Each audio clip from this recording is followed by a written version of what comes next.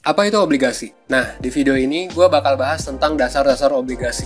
Tapi sebelum kita lanjut, kalau lo belum tahu channel ini, 1% itu apa? Kita adalah startup pendidikan di Indonesia yang pengen ngajarin hal-hal penting yang saat ini belum diajarkan di sekolah konvensional. Mulai dari relationship sampai dengan personal finance. Sekaligus banyak hal penting yang menurut kami perlu dipelajari di sekolah. Di video kali ini, lo sedang ada di segmen personal finance. Obligasi sebenarnya merupakan alat investasi yang akan umum kita temui. Obligasi itu sederhananya adalah pinjaman yang nantinya dibayar pakai bunga. Contohnya gini, misal pemerintah pengen bikin proyek nih, jalan tol yang melewati Selat Sunda. Ini misal ya. Nah, tapi si pemerintah ini kurang nih duitnya. Tapi kan kalau bikin proyek harus punya duit dong buat bayar bahan bakunya, pekerjanya, baik itu pekerja yang ngerjain di langsung ya, atau pekerja yang memang bikin rancangan arsitekturnya dan lain sebagainya kan. Itu semua harus dibayar, makanya pemerintah butuh duit. Nah, pemerintah ini karena mereka butuh duit, akhirnya menjual lah si obligasi ini yang bisa kita beli. Obligasi ini macam-macam harganya. Mungkin kita misalkan aja harganya itu 1 juta. Nah, kalau lo beli obligasi yang 1 juta ini, nanti si pemerintah sesuai dengan aturan obligasinya bakal balikin. Misal, entah dalam beberapa tahun, misal 5 tahun ya, plus bunga setiap bulan atau mungkin setiap tahunnya. Atau bunganya bisa aja nanti disatuin biar dibayarnya itu setelah tahun jatuh temponya. Misal setelah 10 tahun, uang lo baru dibalikin nih 1 juta tambah bunganya. Misalnya 1.100.000. Nah, kalau bunganya 10%, berarti lo bakal dapet 100.000 rupiah setiap tahunnya. Baru abis 5 tahun lo akan dapet duit 1 juta yang lo pinjemin itu.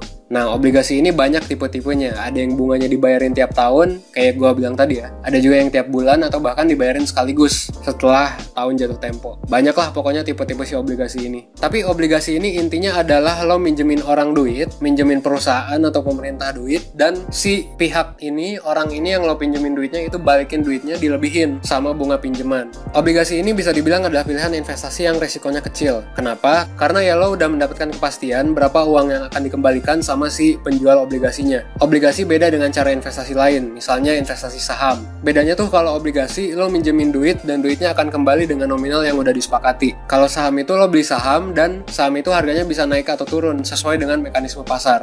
Jadi kalau mau investasi itu saham sulit diprediksi. Beda gak kayak obligasi yang bisa lo prediksi nantinya outcome-nya bakal kayak gimana. Karena udah ada perjanjiannya kan, kalau lo minjemin ya lo akan dapet sekian-sekian gitu.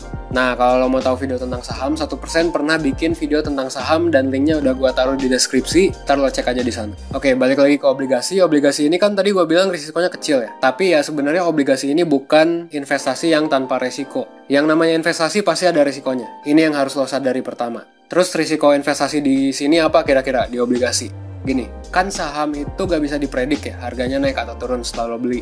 Nah, kalau obligasi ini kan angkanya tetap tuh, udah ada perjanjiannya. Lo minjem duit sekian, ntar balik duitnya sekian, plus bunga. Nah, ada juga nih, tapi kemungkinan si penjual obligasi ini, atau pihak yang lo pinjemin ini, mereka gak bayar duitnya. Itu namanya adalah default risk. Misal, ada perusahaan yang jual obligasi, tiba-tiba perusahaannya bangkrut atau kena kendala. Akhirnya mereka gak bisa bayar duit ke lo kan. Makanya ini yang penting nih kalau mau beli obligasi, terutama kalau yang jual obligasinya adalah perusahaan. Lo harus lihat dulu nih kira-kira perusahaannya bisa bayar atau enggak. Kalau pemerintah mungkin cukup aman karena risikonya kecil banget, si pemerintah gak bayar duit yang mereka pinjem. Bahkan udah diatur di undang-undang. Jadi lo sebenarnya cukup aman nih. Makanya obligasi ke pemerintah ini jauh lebih populer dibandingkan obligasi dari perusahaan. Karena default risk-nya kecil banget. Oh ya, obligasi ini bisa lo jual juga kalau misalnya lo gak mau nunggu sampai tanggal jatuh tempo. Misal, waktu 5 tahun tuh kelamaan buat lo. Tapi kalau lo jual, biasanya harga obligasi ini akan jadi lebih murah. Jadi ya sebenarnya agak rugi sih. Tapi ya kalau lagi butuh duit ya bisa dijual langsung aja gitu.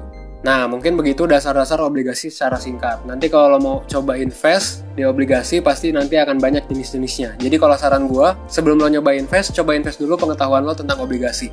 1% juga udah bikin playlist tentang dasar-dasar investasi. Kalau lo tertarik, lo bisa cek di deskripsi dan cek juga playlist dan segmen lain dari 1%. Semuanya udah gue tulis di deskripsi. And last but not least, jangan lupa like, comment, share, dan subscribe video ini biar lo bisa berkembang seenggaknya 1% setiap harinya. Gue Evan dari 1%. Thanks.